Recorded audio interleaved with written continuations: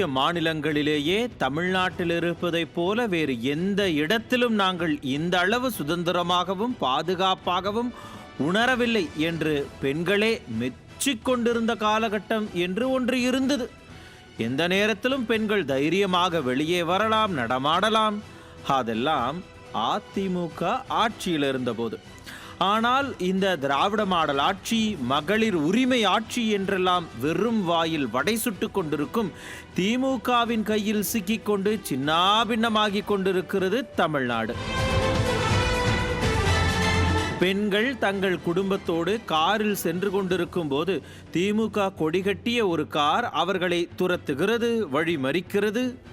காரை நிறுத்தச் செய்து பெண்கள் பயணிக்கும் காரை நோக்கி ஓடி வந்து மிரட்டுகிறார்கள் யார் என்று தெரியாத இளைஞர்கள். இது என்ன அநியாயம்? அமைதி பூங்காவான தமிழ்நாட்டில் தான் நாம் இருக்கிறோமா? ஏதோ சினிமா படத்தில் வரும் ஸ்டண்ட் காட்சிகளை மிஞ்சும் அளவுக்கு நடக்கும் இந்த பாதுகாப்பு பிரச்சனை சமூக வலைதளங்கள் முழுக்க பேசுபொருளானதும், ஐயையோ மறுபடியும் நம்ம கட்சிக்கு பஞ்சாயத்தா என்று அஞ்சிய அரசு என்னவெல்லாம் செய்கிறது தெரியுமா? புகார் கொடுத்த பெண்களின் பெயர், கார் நம்பர், வீடு இருக்கும் பகுதி என்று எல்லா விவரங்களையும் பொதுவெளியில் வெளியிட்டு அந்த பெண்களுக்கு பாதுகாப்பு கொடுக்க வேண்டிய காவல்துறையே அவர்களின் பாதுகாப்பை கேள்விக்குறியாக்கியிருக்கிறது. காவல்துறை செய்தி வெளியிட்டிருக்கிறது, அதை ஏன் தவறாக நினைக்க வேண்டும் என்று நீங்கள் நினைக்கலாம். ஆனால் முதல் முறையாக இது போன்று நடக்கிறதா என்றால் அதுதான் இல்லை.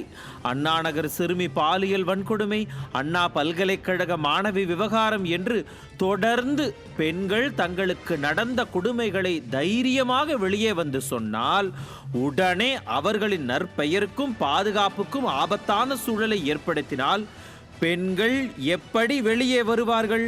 தங்களுக்கு நடந்த கொடுமைகளை எப்படி வெளியே சொல்வார்கள்?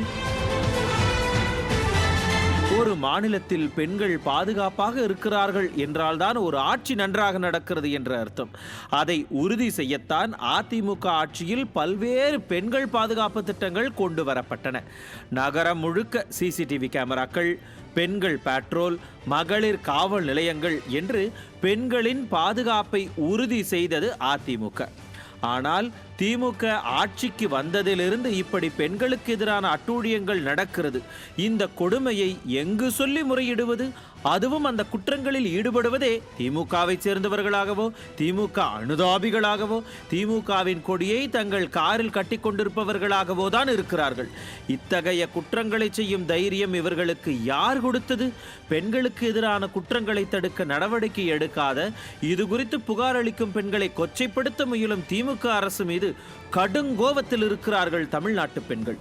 குற்றம் செய்பவர்களுக்கு தண்டனையை பெற்றுத்தர சட்டமியற்றிய ஒரே வாரத்தில் திமுகவினரே இப்படி பெண்களை அச்சுறுத்துவதை பார்க்கும் போதே திமுக ஆட்சியின் லட்சணம் தெரிகிறது.